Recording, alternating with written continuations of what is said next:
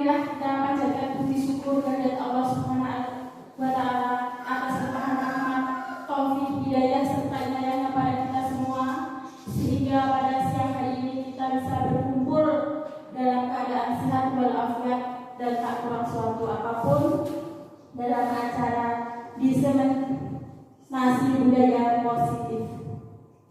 Dan tak lupa pula kita haturkan salawat serta salam kita kepada Nabi besar Muhammad SAW, yang mana kita tunggu syafaatnya di yaumul kiamah. Amin. Allahumma amin. Di sini saya akan membacakan susunan acara pada siang hari ini. Yang pertama pembukaan, kedua sambutan dari Bapak Kepala Sekolah, yang ketiga inti, keempat tanya jawab, kelima refleksi, dan yang terakhir penutup. Baik, untuk acara supaya cepat selesai, mari kita mulai acara pertama, yaitu pembukaan. Mari kita buka acara pada siang hari ini dengan membaca basmalah bersama-sama, sehingga acara demi acara bisa terlaksana dengan lancar. Bismillahirrahmanirrahim. Dilanjutkan acara yang kedua, yaitu sambutan kepala sekolah kepada Bapak Muhammad Zuhur. Kami persilakan.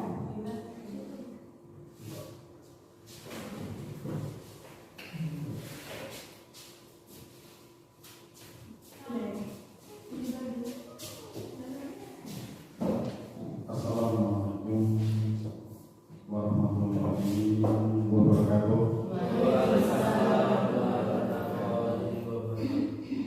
Yang saya hormati rekan-rekan guru dari SD 1 Kementerian dan SD 2 Kementerian yang berbahagia.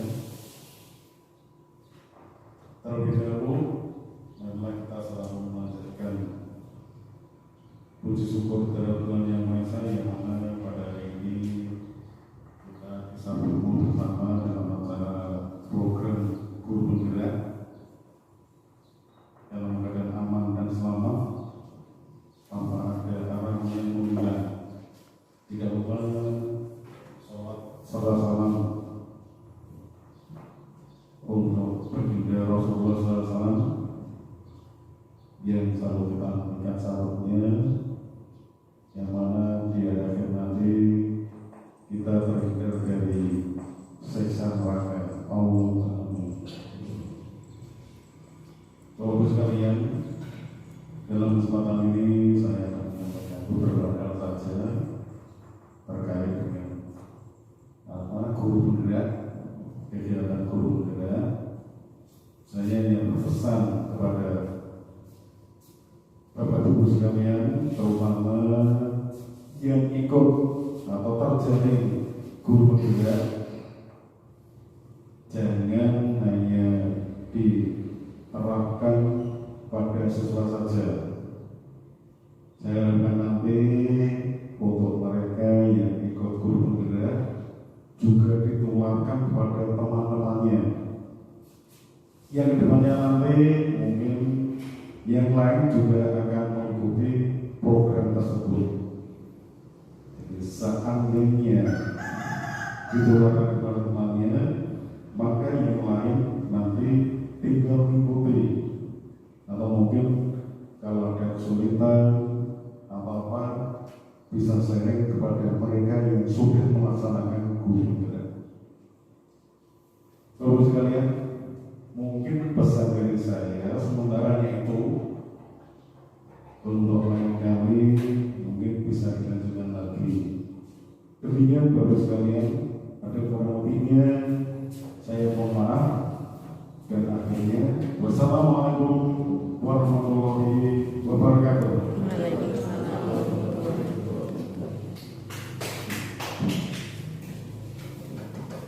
Terima kasih. Dilanjutkan acara yang ketiga, yaitu acara inti diseminasi budaya positif, yang akan disampaikan Bapak Rosid. Kepada Bapak Rosid kami persilakan.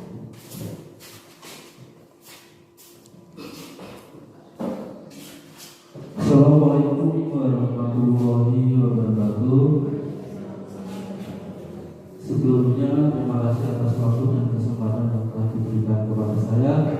Pada kesempatan hari ini saya akan membawakan beberapa materi tentang diseminasi budaya positif calon guru penggerak angkatan 7 Kabupaten Blora. Sebelumnya di sini saya bersama rekan saya. Perkenalkan, saya Muhammad Rosyid dan rekan saya Ibu Jami dari Unit Kerja SDN 2 Tomeren yang merupakan CGB angkatan 7 Kabupaten Blora. Untuk memulai acara pada siang hari ini, saya akan menyampaikan dua buah pantun untuk membuka acara pada pagi hari ini.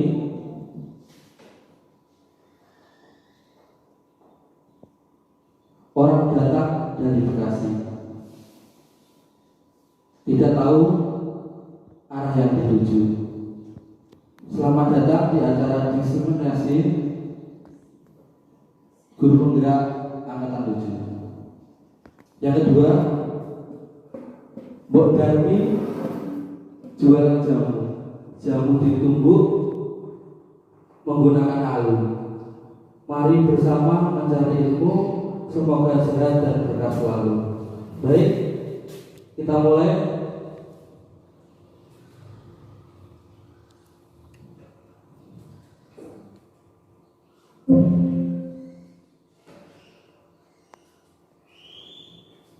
Nah, Bapak Ibu, untuk memulai kegiatan pada pagi hari ini, mari kita awali dengan sebuah renungan. Mari kita tenangkan sejenak hati dan pikiran kita, agar kita arahkan semua perhatian untuk fokus belajar. Hadirkan rasa ingin tahu, syukur, dan kebijaksanaan. Bapak Ibu, saya mohon waktunya sebentar, kurang lebih sekitar 1 menit. Kita pejamkan mata, kita bayangkan 10-20 tahun ke depan atas usaha yang kita lakukan hari ini. Kita akan melihat orang-orang yang mungkin tidak asing namun tidak begitu kita ingat. Mereka masuk dari gerbang pintu sekolah, ada yang menggunakan seragam polisi, ada yang menggunakan seragam dokter, ada yang mungkin sudah menjadi penari profesional, pemain film yang sering muncul di TV, dan perlahan mereka masuk ke dalam ruang kantor, kemudian menyalami Bapak Ibu sambil mengingatkan kembali, Bapak, saya adalah murid Bapak Ibu semuanya yang 10 tahun yang lalu Bapak berikan kami ilmu, sehingga pada detik ini saya sudah bisa menjadi dokter, saya sudah bisa menjadi guru, saya sudah bisa menjadi polisi. Terima kasih Bapak Ibu guru semuanya. Untuk itu mari kita bersama-sama wujudkan waktu itu 10 tahun lagi, 11 tahun lagi, anak didik kita kembali membawa nama baik di sekolah kita. Sekian, silakan bisa membuka mata kembali. Terima kasih Bapak Ibu. Mungkin itu sedikit renungan bagi kita semua bahwa ada kalanya nanti kita menjumpai anak didik kita sudah sukses, kembali ke sekolah, membawa nama baik sekolah atas nama berkat kerja keras yang kita lakukan hari ini.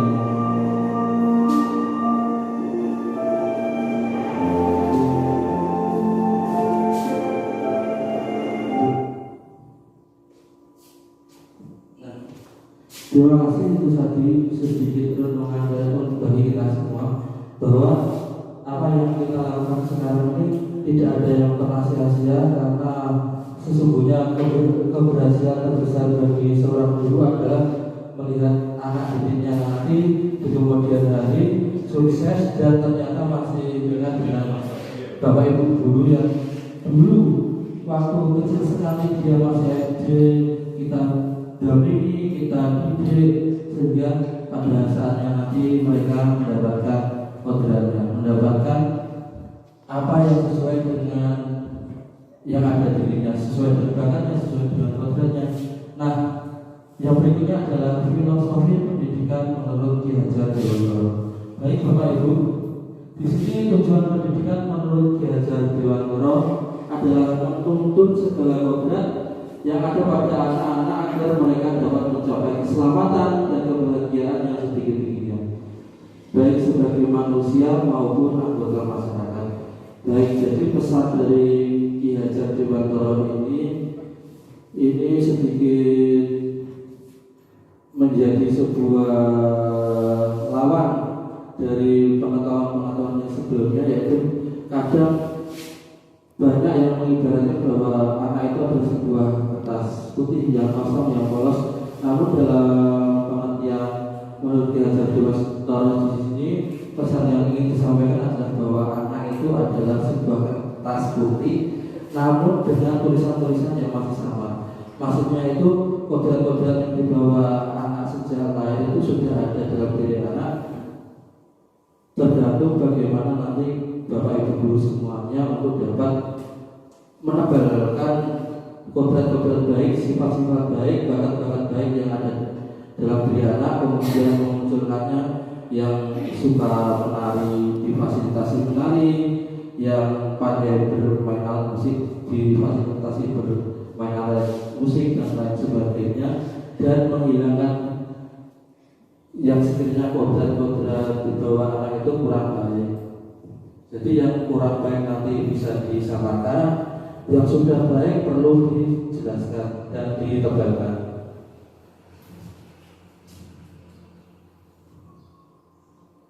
Nah, Bapak Ibu, kita lihat gambar di depan, kira-kira itu gambar seorang guru atau petani ya?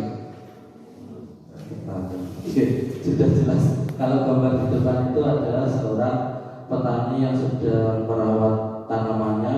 Di sini tanamannya adalah tanaman padi. Jadi yang perlu saya sampaikan di sini, menjadi seorang guru itu tidak jauh dengan bagaimana kita menjadi seorang petani. Hal ini juga sangat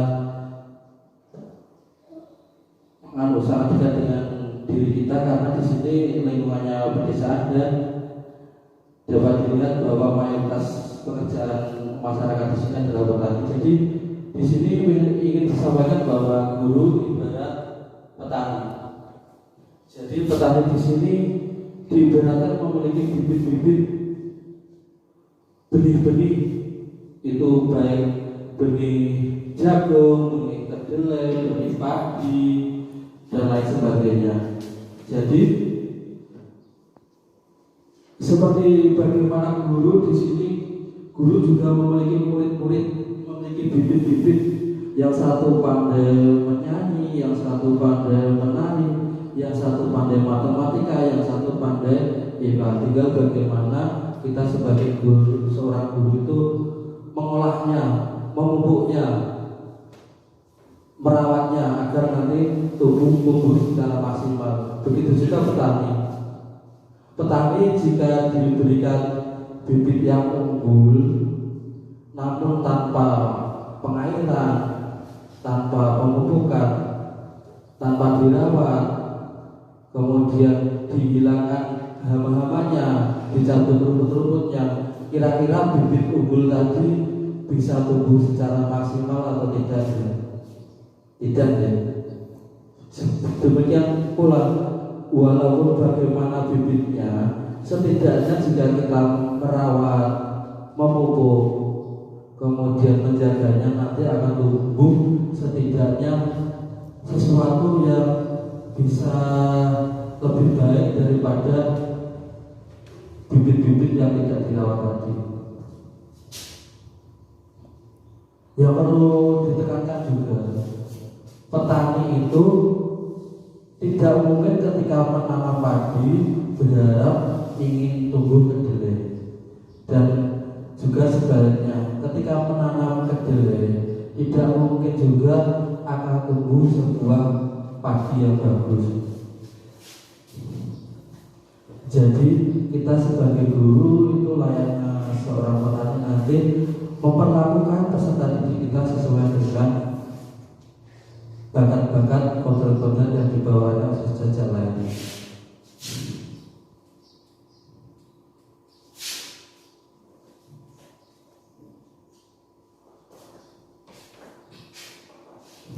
Nah, di sini ada sebuah pernyataan. Apakah Anda setuju dengan pernyataan ini? Yang pertama, hukum dapat mendisiplinkan anak. Yang kedua, pemberian hukuman dengan hal positif seperti membaca atau membersihkan halaman sekolah dapat meningkatkan disiplin anak. Dan yang terakhir, memberi penghargaan dapat meningkatkan motivasi belajar anak. Kira-kira dengan 3 pernyataan ini bagaimana? Apakah Bapak Ibu guru setuju atau kurang setuju pada akhirnya? Mungkin Pak Harto ada pendapat yang bisa disampaikan. Beberapa pernyataan ini Pak Roset baik terima kasih atas waktunya. Terkait beberapa pernyataan di depan ada hal-hal yang mungkin bagi saya setuju, namun juga ada yang tidak. Terkait dengan poin yang pertama, hukuman dapat mendisiplinkan anak. Untuk era mungkin sudah beda konotasinya, zaman sudah berbeda. Mungkin zaman dulu saat guru itu memberikan hukuman dengan tujuan disiplin anak, iya bisa terjadi. Tapi saat ini mungkin kayaknya hukuman baik fisik maupun verbal dengan tujuan disiplin anak sekarang kayaknya sudah beda. Bukan dengan tujuan disiplin anak, mungkin bisa tolongnya terjadi seperti itu, mungkin bahkan sebaliknya. Untuk poin nomor 1 saya kurang setuju. Kemudian yang kedua dan ketiga mungkin saya cukup agak setuju mungkin, tetapi ada hal-hal yang perlu menjadi pertimbangan kita. Mungkin yang pertama adalah gunakan yang bersifat positif, membaca, membersihkan sekolah, dan itu meningkatkan disiplin anak. Mungkin iya bisa. Kemudian yang ketiga, pemberian silahkan dapat meningkatkan motivasi. Itu juga bisa terjadi, namun juga hal yang perlu kita pertimbangkan saat pemberian penghargaan itu dengan tujuan meningkatkan motivasi yang diberikan pada anak-anak yang kita anggap memiliki kemampuan lebih. Tentu bagi anak-anak yang istimewa karena kemampuan yang kurang mungkin tidak mendapatkan penghargaan, justru motivasinya akan menurun. Maka kita sebagai seorang guru harus memberikan pertimbangan khusus. Penghargaan tidak hanya diberikan untuk yang prestasinya tinggi saja, tapi ada penghargaan dengan bentuk lain bagi yang tidak berprestasi kurang. Demikian Bapak saya, terima kasih. Terima kasih untuk tanggapan dari pertanyaan ini yang disampaikan oleh Pak Harto tadi. Baik, memang untuk poin pertama saya sendiri setuju dengan Pak Harto, di mana memang pada eranya dulu itu Bapak Ibu guru semuanya mungkin banyak yang di era saya mungkin, apalagi yang sebelumnya itu Bapak Ibu guru yang banyak membawa itu penggaris kayu di depan kelas. Kemudian ketika ada anak yang sedikit kurang memenuhi apa yang guru inginkan itu diberi hukuman berupa fisik seperti itu. Mungkin pada era itu yang saya rasakan memang sangat berdampak dan bisa mempengaruhi motivasi belajar anak. Namun apakah hal tersebut relevan dengan hal hari ini, pendidikan saat ini? Nanti kita akan bahas pada slide berikutnya. Gitu. Saya menanggapi poin pertama, hukuman dan mendisiplinkan anak. Kalau saya saya sangat setuju sekali. Karena orang dulu itu ternyata menghasilkan orang hebat. Tapi saya mohon dengan poin pertama, ini guru harus didukung karena untuk menciptakan karakter anak. Ini kita harus juga saja dulu zamannya Pak Karno atau yang lain itu menghasilkan orang-orang juga yang luar biasa. Tapi sekarang dengan adanya peraturan yang seakan-akan mereka guru itu kita lihat saja banyak tinggal laku anak-anak yang mungkin menyimpan dari apa yang kita berikan selama mungkin kedisiplinan di sekolah itu ternyata banyak menyimpan karena tidak ada hukuman seperti itu. Kita ulang lagi, ternyata dengan hukuman itu orang dulu itu bisa menghasilkan orang-orang yang hebat. Seperti itu. Jadi saya sangat setuju. Pertama hanya saja untuk guru ini harus dilindungi dengan hukum-hukum yang tertentu sehingga guru itu bebas untuk melakukan hukuman dengan catatan tidak mencederai. Sedikit dari saya poin yang pertama sangat setuju sekali. Ya Bapak, mungkin bagi saya sendiri yang pada eranya masih merasakan hukuman seperti itu, dapat kita lihat bagaimana mental anak-anak pada waktu itu yang memiliki jiwa yang tangguh, semangat berkompetisi itu tinggi. Nah, pada kesempatan ini kami melalui program penggerak, pemerintah mencoba mengusulkan opsi bagaimana mendidik anak dengan hasil yang maksimal tapi tanpa adanya hukuman. Mungkin nanti tidak akan terasa 1, 2 tahun, 3 tahun, nanti mungkin 5 tahun depan semoga saja hal itu dapat terwujud, yaitu anak-anak dapat berlaku memiliki budaya positif namun tanpa sebuah hukuman. Saya sendiri juga sebenarnya setuju dengan pendapat Pak Zuhur, namun karena saya sudah terjun dalam guru penggerak, maka sedikit ada ilmu-ilmu baru yang saya dapat sehingga bagaimana cara mengelola anak yang mungkin membutuhkan treatment khusus seperti itu. Nanti kita coba bahas pada sesi berikutnya.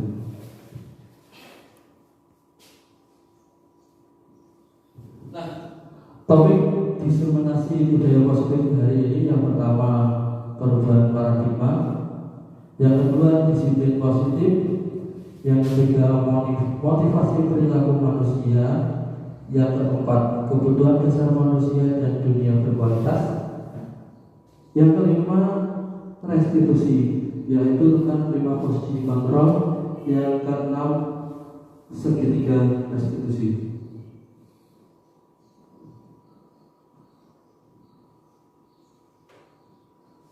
Baik, untuk materi pertama ini tentang perubahan paradigma teori kontrol.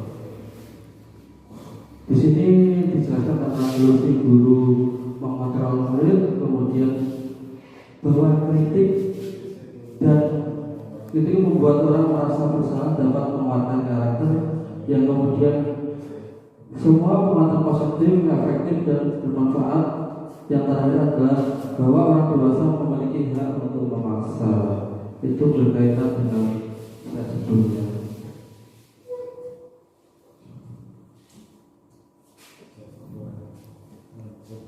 Baik, perubahan paradigma stimulus respon teori kontrol.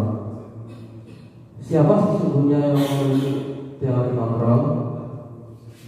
Dalam stimulus respon, kita mencoba mengubah orang agar berpandangan sama dengan kita. Kemudian Jika dalam teori kontrol itu kita berusaha memahami pandangan orang lain tentang dunia. Yang berikutnya dalam ilmu respon, perilaku buruk dilihat sebagai suatu kesalahan. Dalam teori kontrol, semua perilaku memiliki tujuan. Berikutnya, orang lain bisa mengontrol saya. Dalam teori kontrol, hanya ada yang bisa mengontrol diri Anda. Kemudian yang berikutnya, saya bisa mengontrol orang lain. Dalam teori kontrol, Anda tidak bisa mengontrol orang lain. Penguasaan ada pada saat tujuan gagal. Kolaborasi dan konsensus menciptakan pilihan-pilihan baru. Yang terakhir, model berpikir menang atau kalah. Model berpikir menang, jadi yang ini adalah win-win solution. Baik, kita menginjak materi disiplin positif. Konsep disiplin positif, kebanyakan orang akan menghubungkan kata disiplin dengan tata tertib, teratur, dan kepatuhan pada aturan. Kata disiplin juga sering dihubungkan dengan hukuman, padahal itu sungguh berbeda. Karena belajar tentang disiplin tidak harus dengan memberikan hukuman. Ada hal-hal yang lain yang dapat mengajarkan kita tentang sebuah kedisiplinan, yang salah satunya dengan yang saya pelajari itu dengan sebuah keyakinan kelas, di mana di situ jika itu sebuah hukuman adalah jika kamu terlambat 5 menit maka kamu harus berdiri di depan kelas. Namun jika itu sebuah keyakinan, itu dapat berbunyi seperti ini, bahwa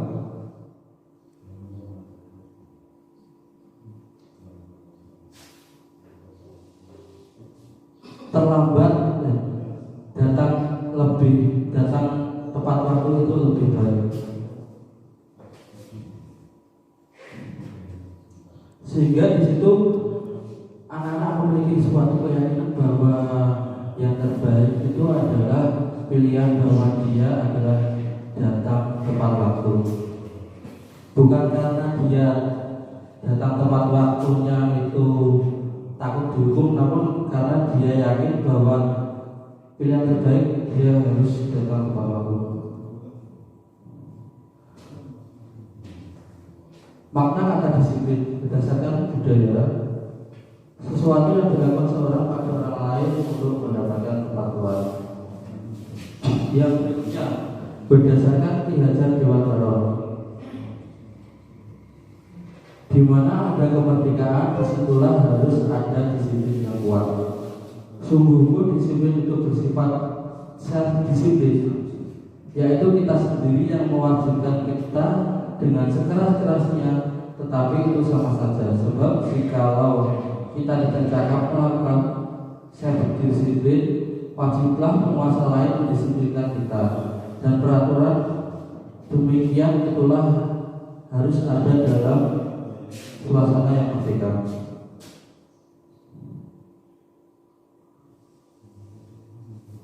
Sebagai pendidik, apa tujuan kita? Tujuan kita sebagai pendidik yaitu menciptakan anak-anak yang memiliki disiplin diri, sehingga mereka bisa berperilaku dan mengacu pada nilai-nilai kebijakan universal dan memiliki motivasi intrinsik bukan ekstrinsik. Jadi motivasi untuk disiplin itu muncul dari dalam diri kita, bukan karena tadi jika kita tidak bisa mendisiplinkan diri kita, maka ada aturan yang akan mendisiplinkan kita, atau ada kekuasaan yang akan mendisiplinkan kita. Jadi nanti jika sebuah sekolah sudah murid-muridnya, guru-gurunya sudah bisa muncul sebuah motivasi intrinsik untuk disiplin, nanti aturan itu hanya untuk menjaga, tidak untuk diterapkan. Jadi misal semuanya sudah memiliki keyakinan bahwa kita harus menjaga kebersihan lingkungan sekolah, maka nanti yang terjadi adalah lingkungan akan bersih, sehingga adanya tata tertib atau peraturan di sekolah itu untuk sebagai menjaga kita nanti jika ada sebuah hal-hal yang dilakukan di luar aturan yang ada.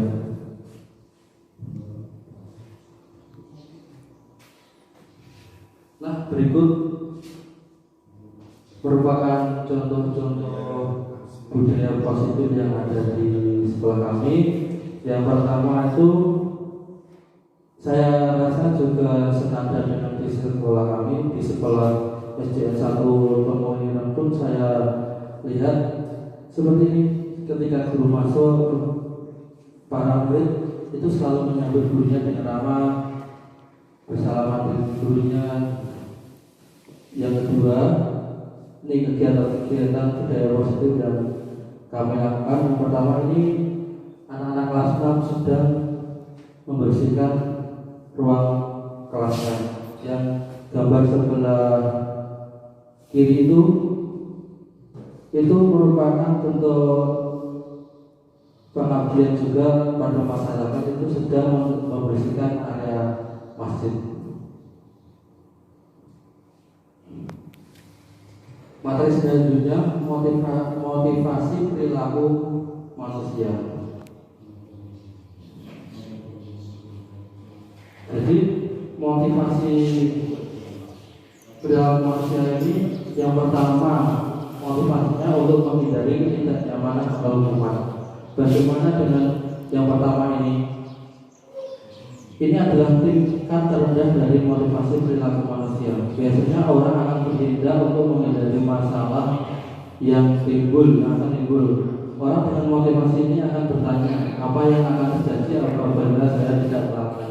Jadi motivasi perilaku ini yang pertama ini dasarnya adalah karena rasa takut akan sebuah ketidaknyamanan atau hukuman. Yang berikutnya yang kedua, untuk mendapatkan imbalan atau penghargaan dari orang lain. Ya, motivasi perilaku yang kedua ini, pada tingkat motivasi ini orang akan berperilaku untuk mendapatkan sebuah imbalan, baik itu pujian maupun hadiah dari orang yang diharapkan. Orang dengan motivasi ini akan bertanya, apa yang akan saya dapatkan apabila saya melakukan. Jadi yang pertama tadi karena takut, yang kedua ini karena ingin mendapatkan sesuatu atas perilaku yang telah dilakukan, baik itu berbentuk hadiah maupun tadi pujian.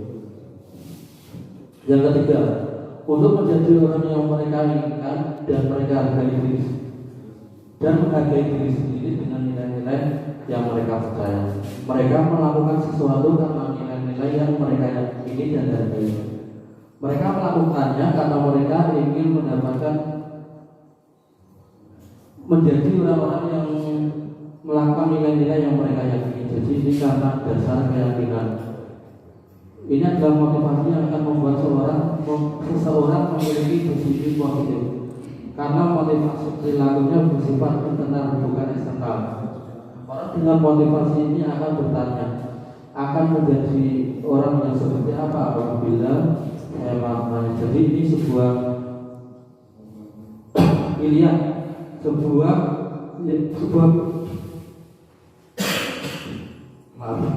ini jadi sebuah pilihan yang timbul dari sebuah kepercayaan. Jadi dia ingin menjadi orang seperti apa? Dia yakin bahwa orang yang baik itu orang yang ramah, maka dia akan melakukan mengekspresikan keyakinannya itu dalam sebuah perbuatan. Misal atau jika bertemu dengan orang akan selalu menyapa, selamat pagi Bu, selamat pagi Pak. Tapi bukan karena satu, bukan karena hukuman, dua, bukan karena mengharapkan imbalan, namun ini yang ketiga, karena yakin bahwa dia ingin juga disambut ramah oleh orang lain. Jadi dia yakin bahwa orang yang baik itu adalah orang yang ramah, maka dia melakukannya. Tujuan dari disiplin positif adalah menanamkan motivasi yang ada pada murid-murid kita, yaitu menjadi orang yang mereka inginkan dan menghargai diri sendiri dengan nilai-nilai yang mereka percaya. Itu tadi tentang motivasi perilaku manusia. Jadi harapannya kita nanti dapat masuk dalam kategori yang ketiga, yaitu karena keyakinan dan menghargai diri sendiri. Nah, untuk materi selanjutnya akan disampaikan Bu Jami. Namun sebelumnya saya kembalikan ke moderator terlebih dahulu. Terima kasih. Demikian diseminasi budaya positif dari Bapak Olsir. Semoga apa yang disampaikan beliau bisa bermanfaat bagi kita semua. Dan dilanjutkan diseminasi budaya positif dari Ibu Jami. Kepada Ibu Jami kami persilakan.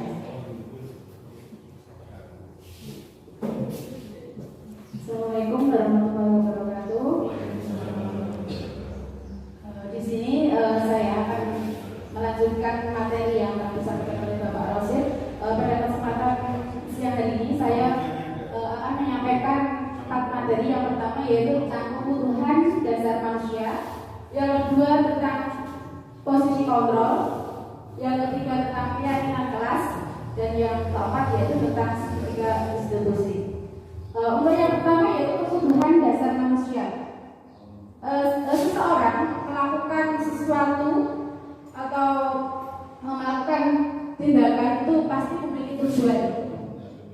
Semua yang kita lakukan itu tentu tujuannya adalah supaya dapat mendapatkan atau keinginan yang kita inginkan.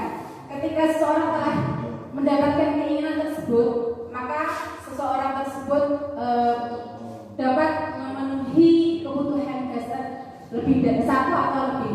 Nah, di sini kebutuhan dasar manusia itu ada 5. Yang pertama adalah kebutuhan bertahan hidup atau survival. Yang kedua yaitu adalah kebutuhan akan cinta dan kasih sayang atau kebutuhan untuk diterima. Yang ketiga yaitu tentang kebutuhan penguasaan atau kebutuhan pengakuan atas kemampuan. Yang keempat yaitu kebutuhan akan kebebasan, yaitu adalah kebutuhan akan suatu pilihan. Dan yang terakhir yaitu kesenangan atau kebutuhan untuk merasa senang.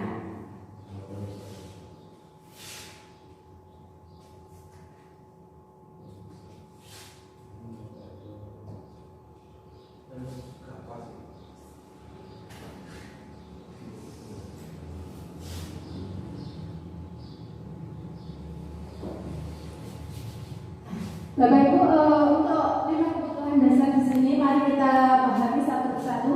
Untuk yang pertama yaitu kebutuhan untuk bertahan hidup atau survival, yaitu adalah kebutuhan yang bersifat fisiologis untuk bertahan hidup. Misalnya kebutuhan akan kesehatan, bisa kebutuhan akan rumah, dan bahkan juga kebutuhan akan makanan. Di sini juga seks itu sebagian dari proses reproduksi, itu juga termasuk dari kebutuhan untuk bertahan hidup. Kalau dalam kelas kita misalnya ada satu kasus pada anak, ketika mereka melakukan sesuatu, misalnya saja sering mengambil bekal makanan atau berjajan dari temannya. Nah, di sini kalau kita tanya, jawaban si anak jika si anak menjawab bahwa dia lapar atau dia tidak dibawakan bekal oleh orang tuanya ataupun tidak diberi jajan, maka di sini si anak itu berusaha untuk memenuhi kebutuhan hidup, ya untuk memenuhi kebutuhan bertahan hidupnya, karena dia tadi lapar ya, dan kemudian dan juga tidak diberi uang jajan dari orang tuanya. Yang kedua yaitu kebutuhan akan cinta dan kasih sayang atau kebutuhan untuk diterima. Nah, pada kebutuhan ini dan 3 kebutuhan berikutnya adalah kebutuhan psikologis. Yang pertama itu kebutuhan untuk mencintai dan meliputi kebutuhan akan hubungan dan koneksi sosial. Yang kedua yaitu kebutuhan untuk memberi dan menerima kasih sayang dan kebutuhan untuk merasa menjadi bagian dari suatu kelompok. Itu. Kemudian selanjutnya yang ketiga yaitu adalah pengakuan atas kemampuan. Kebutuhan ini berhubungan dengan kekuatan untuk mencapai sesuatu, yaitu menjadi kompeten, menjadi terampil, diakui atas prestasinya, kemudian didengarkan dan memiliki rasa harga diri. Kebutuhan ini meliputi juga keinginan untuk dianggap berharga, bisa membuat perbedaan, bisa membuat pencapaian, menjadi kompeten, diakui, dihormati, dan ini meliputi self-esteem atau keinginan untuk meninggalkan pengaruh. Biasanya kalau ada tadi kasus anak yang sering mengambil bekal makanan temannya atau jajan temannya, kalau kita tanya, si anak menjawab bahwa dia hanya ingin menjadi seorang yang hebat, sehingga temannya itu pada takut dan istilahnya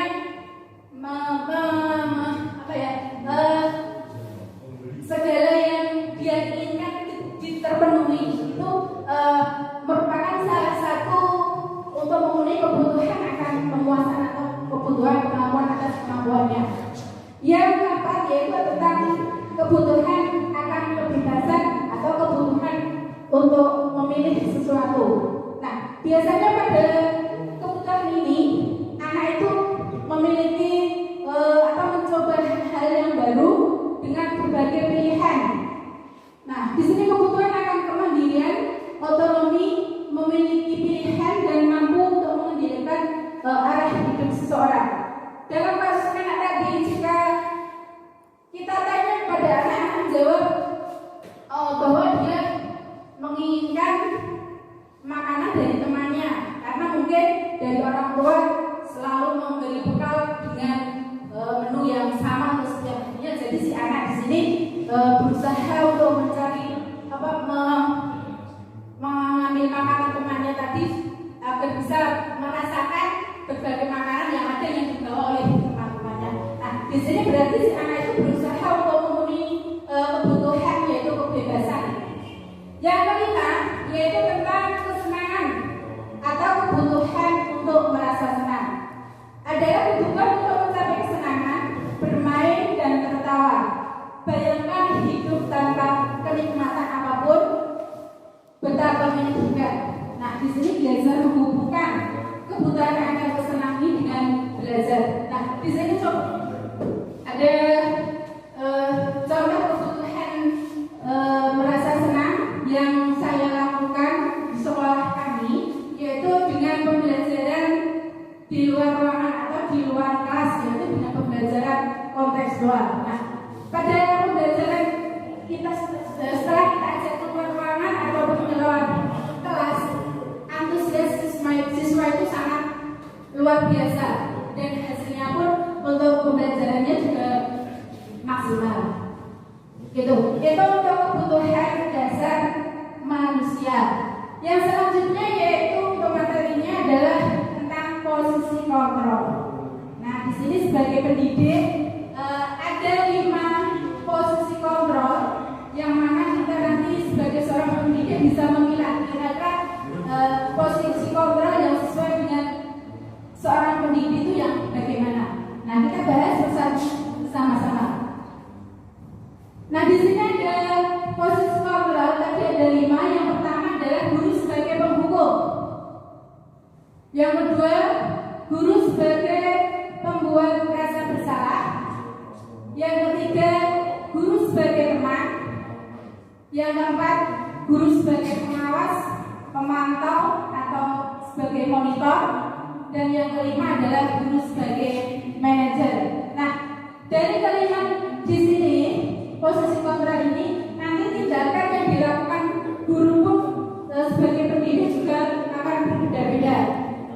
Untuk sebagai penghukum, yaitu guru sebagai penghukum, tindakan yang dilakukan biasanya itu guru memarahi anak, mengkritik anak, menyakiti, bahkan bisa dengan melakukan tindakan kekerasan. Itu sebagai penghukum. Kemudian untuk yang kedua, guru sebagai pembuat rasa bersalah.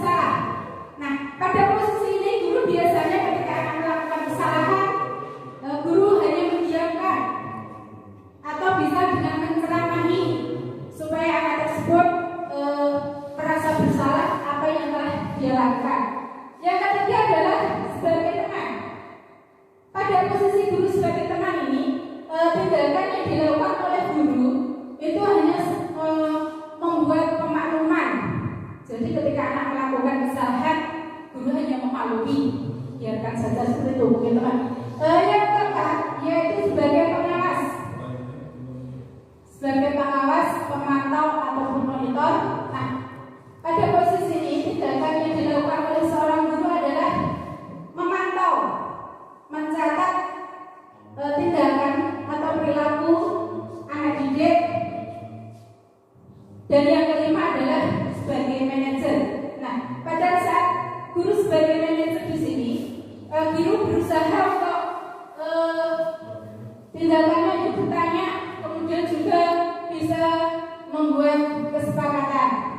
Nah, dari perkataannya pun juga nanti akan berbeda-beda. Di sini ada jika sebagai penghukum, pembuat rasa bersalah, sebagai teman, pengawas, ataupun sebagai manajer. Kemudian motivasi yang berkembang. Jika kita memposisikan guru sebagai penghukum, nanti motivasi yang muncul dalam diri anak itu adalah hanya sebagai motivasi ekstrinsik, artinya dari luar diri anak. Kemudian juga membuat rasa bersalah, itu juga motivasinya dari ekstrinsik. Teman pun juga motivasinya juga ekstrinsik, pengawas juga untuk manajer. Nah, di sini adalah manajer di sini dengan posisi kontrol sebagai guru, kita bisa bertanya kepada anak, kemudian membuat kesepakatan sehingga nanti muncul dari dalam diri anak tersebut muncul perilaku yang dapat mendisiplinkan anak. Ini adalah motivasi intrinsik. Nah, di sini ada yang pertama yaitu tentang posisi guru sebagai penghukum. Nah, dalam posisi guru sebagai penghukum ini biasanya guru menggunakan hukuman, bisa hukuman fisik ataupun verbal. Nah, tadi sudah disampaikan oleh Bapak Roset terkait pemberian hukuman. Nah, biasanya kata-kata yang muncul, kata kalimat yang muncul dalam posisi guru sebagai seorang penghukum itu adalah patuhi aturan saya, kalau tidak awas. Biasanya ditulis ada istilahnya apa? Ancaman dari seorang guru. Nah, kemudian kamu selalu saja salah, jadi selalu menyalahkan si anak. Ini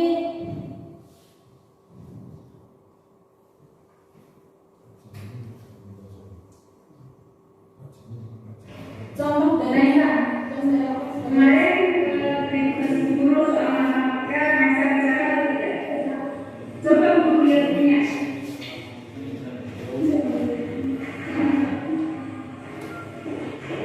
Kamu selalu seperti itu. Kemarin bisa guru tidak berbicara, sekarang tidak berbicara. Kenapa mereka? Lupa. Kemarin lupa tidak mengerjakan PR, sekarang lupa tidak mengerjakan PR.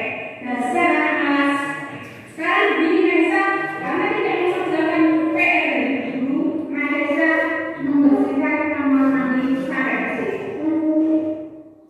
Itu tadi contoh posisi guru sebagai penghukum bisa menggunakan hukuman berupa verbal. Tadi contohnya memakai anak bahwa si anak tersebut malas. Bisa juga dengan hukuman fisik, misalnya dengan suruh membersihkan kamar mandi. Nah, dari posisi penghukum ini Bapak Guru ya, sebenarnya kalau dalam pembelajaran kita, kalau kita sudah terjun di guru penggerak, untuk posisi guru sebagai penghukum ini adalah kurang sesuai. Karena apa?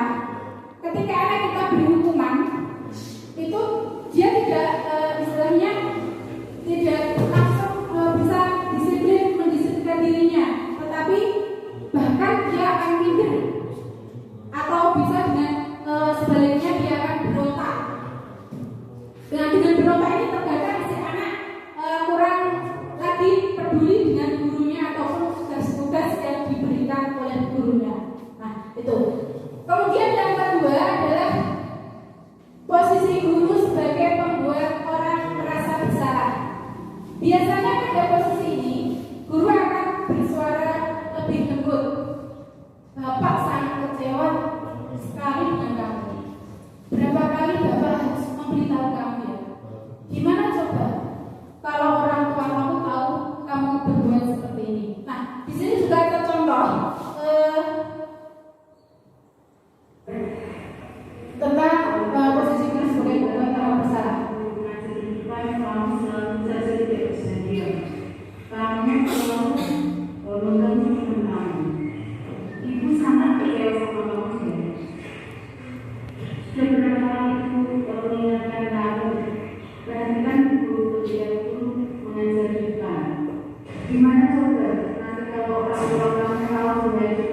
masuk kelas, di sekolah, selalu diberi manfaat. Ya, itu tadi contoh ya yang saya lakukan, yang kami lakukan di sekolah kami, posisi guru sebagai pembuat orang bersalah. Nah, di sini guru itu menceramai si anak ketika anak itu melakukan suatu kesalahan. Nah, supaya apa? Si anak itu merasa kalau dia saya berbuat salah. Seperti itu ya Bapak Ibu ya. Nah, yang selanjutnya adalah posisi yang ketiga yaitu sebagai teman.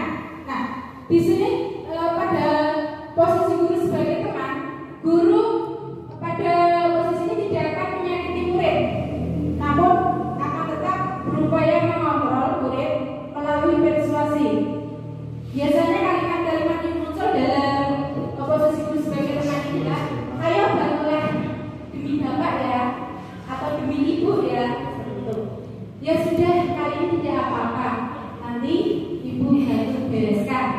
Biasanya kata-katanya lembut. Nah, tetapi Bapak Ibu, untuk posisi guru sebagai teman di sini ini juga kurang, istilahnya apa ya, kurang baik untuk siswa. Karena apa?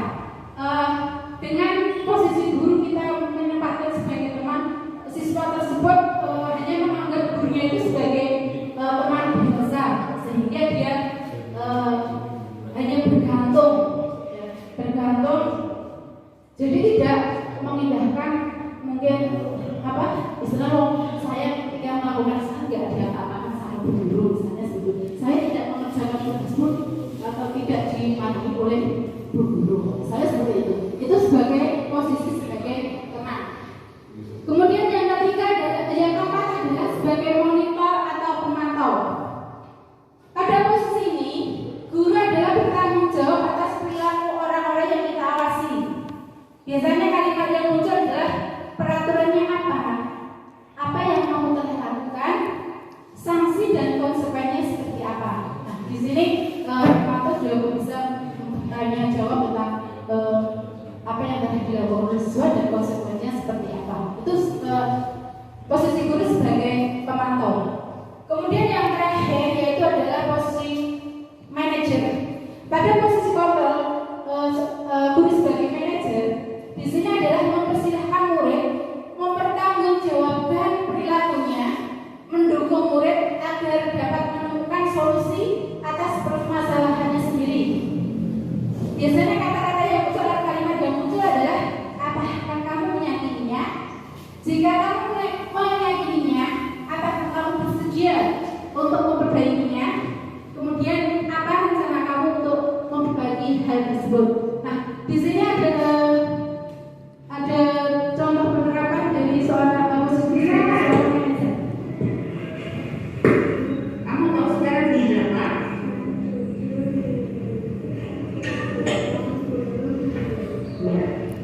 Kita tahu masuk sekolahnya jam berapa? Jam 2. Tanya kami terlambat 30 menit. Kira tahu yang akan kita lakukan untuk memperbaiki sistem ini.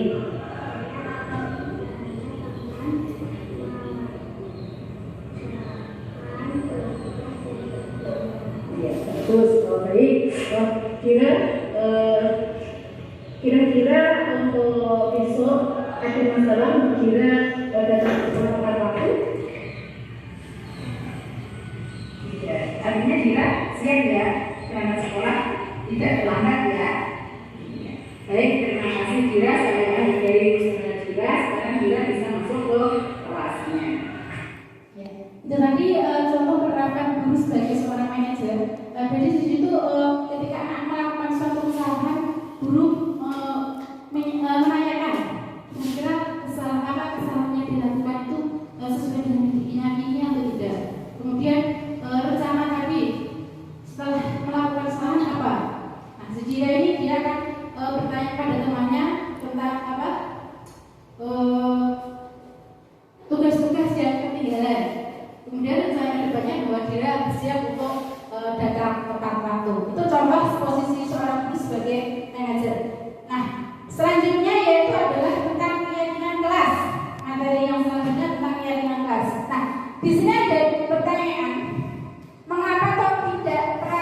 saja dan mengapa kok harus keyakinan kelas? Nah, di sini sebagai contoh saja kita mengapa ketika kita memakai sepeda motor itu harus memakai helm. Kenapa Bapak Ibu?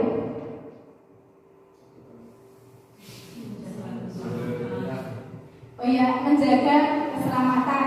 Ada yang menjawab karena takut ditilang sama polisi. Ya. Nah, ketika ada yang menjawab takut ditilang Pak Polisi itu adalah maksudnya ke peraturan.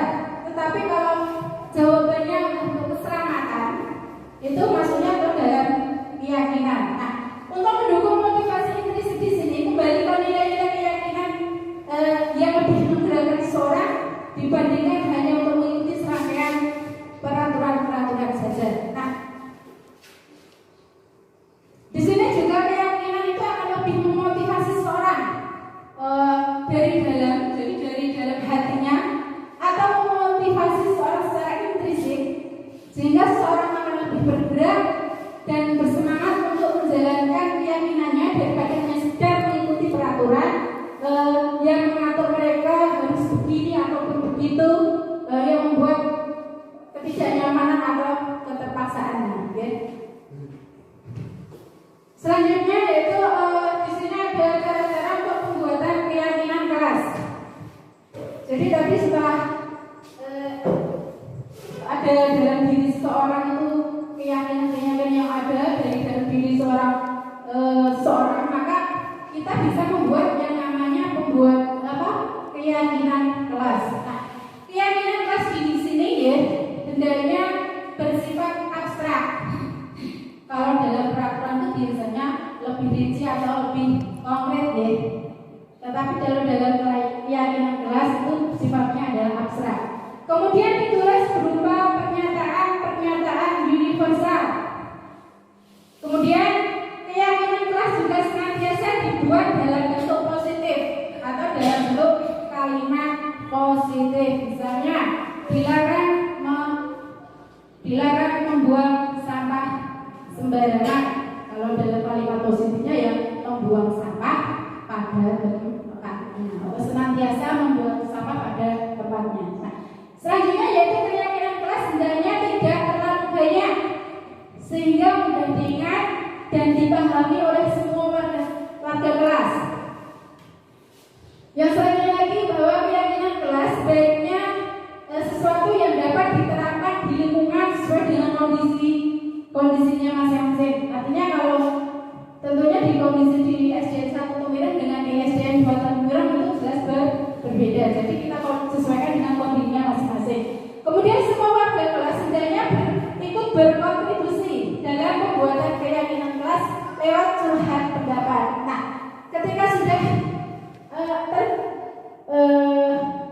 mendapatkan suatu curhat pendapat dengan, terutama di sini ada guru dengan siswanya, kita keyakinan yang telah kita sepakati tadi kita tanda tangan secara bersama-sama baik itu guru ataupun murid, kemudian kita bisa tempelkan di dinding kelasnya sehingga semua warga kelas tersebut bisa membacanya dan selalu mengingat akan keyakinan kelas yang telah disepakati. Yang selanjutnya yaitu bersedia meninjau kembali keyakinan kelas dari waktu ke waktu. Itu tadi cara pembuatan keyakinan kelas. Yang selanjutnya yaitu di sini ada contoh-contoh di mana di situ ada dikatakan peraturan tetapi dalam keyakinan kelasnya berbeda. Misalnya selalu kembalikan buku ke tempatnya. Maka di sini sebagai dalam keyakinan kelas itu ada maksudnya ke dalam tanggung jawab. Yang terakhir itu misalnya dilarang melakukan kekerasan. Kadang ada kasus anak yang suka membuli temannya atau melakukan kekerasan terhadap temannya. Nah, di sini kita bisa membuat keyakinan kelasnya yaitu tentang keselamatan atau menghormati orang lain. Di sini ada contoh pembuatan keyakinan kelas yang terakhir.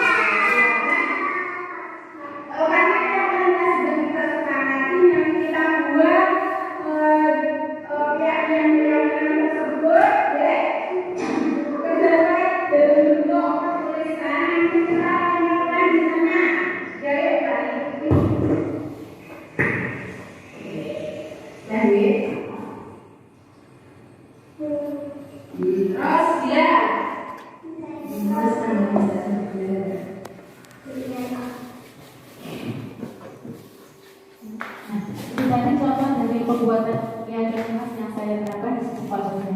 Nah, selanjutnya yaitu materinya tentang segitiga restitusi.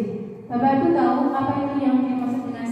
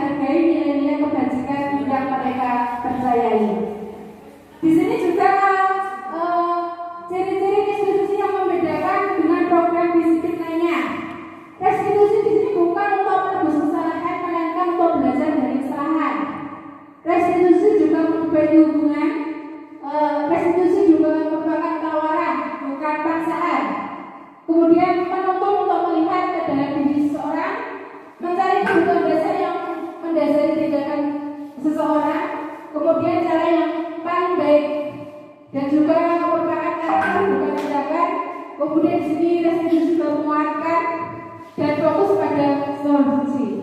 Nah, dan yang paling penting Bapak Ibu bahwa untuk segitiga restitusi ini adalah mengembalikan murid untuk berbuat atau mengembalikan murid yang berbuat salah itu pada untuk kembali pada kelompoknya dengan karakter-karakter yang lebih baik atau lebih kuat. Di sini ada 3 tahapan dalam segitiga restitusi, yaitu adalah menstabilkan identitas, validasi tindakan yang salah, dan menanyakan keyakinan. Kita langsung saja ke contoh dari penerapan segitiga restitusi yang kami lakukan di sekolah kami. Mbak Mila yang perhatikan pada hari ini Mbak Mila dan sekolahnya itu terlambat ya? Setiap orang itu pasti pernah melakukan kesalahan, salah satunya dengan sekolah terlambat ya seperti itu. Ibu juga pernah melakukan itu ketika mengaku sekolah, sampai sekolah itu terlambat artinya Mbak Mila tahu kan ya kalau aturan sekolah itu sampai sekolah jam berapa? Bila pasti punya alasan kenapa tapi kok dalam sekolahnya terlambat? Bangunnya kesiangan kok sampai bangunnya kesiangan kenapa?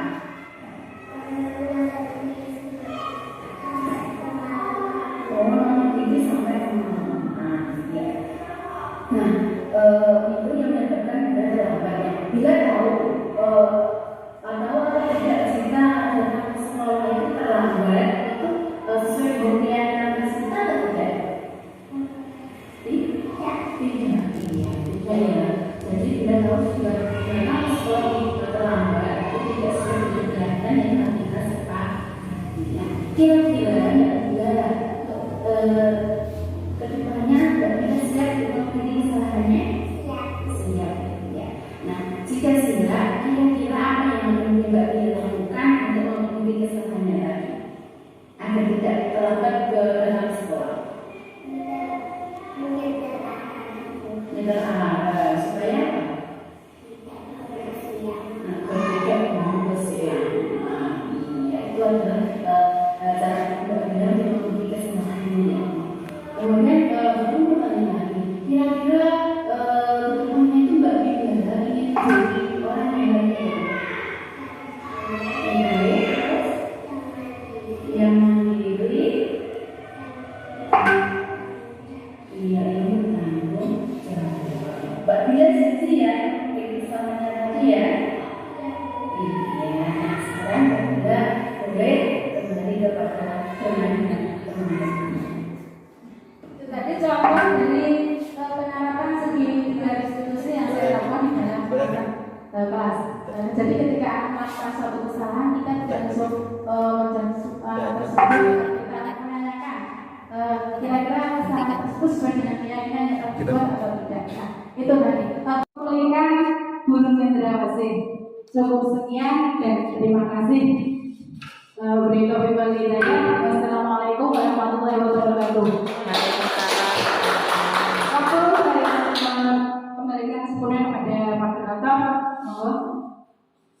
Terima kasih. Semoga apa yang disampaikan oleh Bu Jani bisa bermanfaat bagi kita semua. Untuk itu dilanjutkan acara yang selanjutnya, yaitu acara tanya jawab. Monggo Bapak Ibu untuk bertanya. Silakan Bu Dani akan bertanya dengan siapa?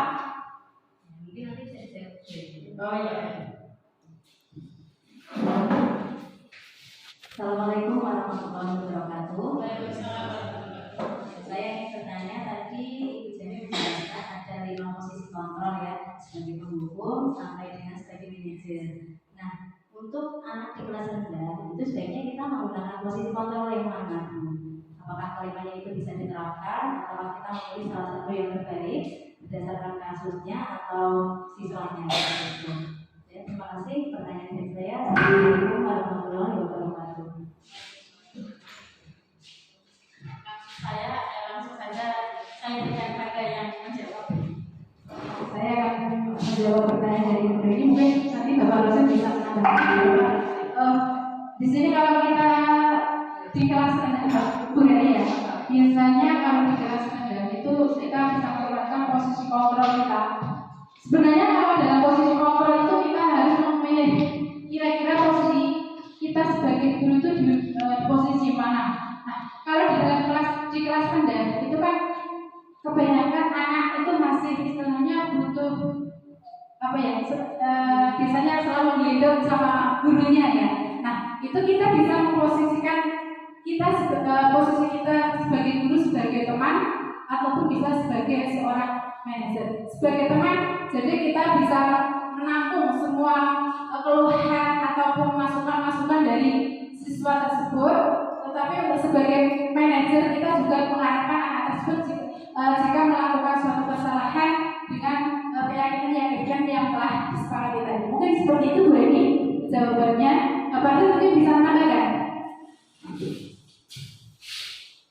Jadi untuk memilih posisi kontrol terbaik tadi, kita dapat menyesuaikan yang pertama dengan kondisi atau kasus yang terjadi pada saat itu, kemudian yang kedua pada usia masing-masing peserta didik tersebut. Kemudian di kelompok kami dalam guru berat juga ada guru SMA. Jadi di situ ternyata lebih efektif ketika kita memposisikan diri sebagai teman, kemudian nanti beranjak naik menjadi manajer. Pada posisi teman, anak-anak SMK SMA itu lebih plong, lebih enak untuk menceritakan keluh kesah yang dialami kepada gurunya ketika anak tersebut berbuat salah. Apa yang sebenarnya terjadi, mungkin apa yang dirasakan itu akan benar. Pada pertanyaan tadi, pada kelas rendah, jawabannya hampir sama, yaitu kalau ditanyakan tadi melihat bagaimana melihat kasus dan siapa yang dihadapi, karena setiap individu itu memiliki perasaan atau hati yang berbeda-beda. Yang selanjutnya tadi untuk yang dapat diterapkan dari saya dan Bu Jawi sama, yaitu mungkin bisa mencoba posisi sebagai teman dan manajer. Di sini kita harus mencoba dulu mana yang paling baik yang berdampak pada peserta didik tersebut. Terima kasih. Ya, terima kasih. Ada pertanyaan lagi?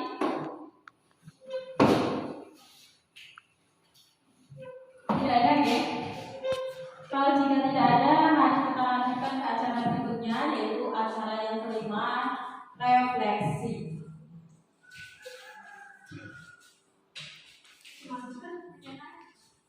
Silakan Bu Rita untuk menyampaikan refleksi.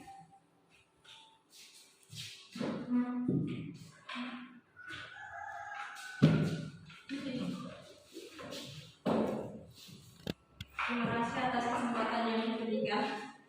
Jadi yang telah disampaikan Bapak Rosyad dan Bu Jami tadi, mari kita sebagai seorang pendidik, mulai dari dalam diri kita sendiri, kita imbaskan ke teman-teman lainnya. Contohnya dengan pembiasaan positif yang terjadi di dalam kelas kita. Kita awali dengan yang sederhana saja, kemudian menambah ke seluruh komponen-komponen sekolah dengan diharapkan membawa perubahan yang positif pada umumnya untuk seluruh Indonesia dan pada khususnya untuk sekolah tersebut, sehingga mewujudkan siswa atau peserta didik dengan profil pelajar Pancasila. Terima kasih, cukup sekian. Terima kasih, demikian refleksi yang sudah diberikan oleh Bu Rita. Dilanjutkan acara yang ke-6, yaitu penutup. Nah, Bapak Ibu hadirin yang kami hormati, acara demi acara sudah terlewati dengan lancar. Semoga apa yang sudah kita lewati tadi bisa bermanfaat buat kita semua. Akhirul kalam, wassalamualaikum warahmatullahi wabarakatuh. Waalaikumsalam warahmatullahi wabarakatuh. Dengan adanya disiplin positif, maka baik pendidik maupun murid akan melakukan semua hal karena motivasi intrinsik sehingga budaya disiplin di sekolah akan terwujud. Dengan memahami 5 kebutuhan dasar manusia, hubungan sosial pendidik dan murid akan lebih baik karena memahami yang melatar belakangi sikap yang dilakukan murid. Dengan adanya kekayaan kelas, murid menjadi lebih terarah dan merasa diraih untuk menentukan dan menjalani nilai-nilai yang dihargai, sehingga murid menjadi ke arah yang lebih baik.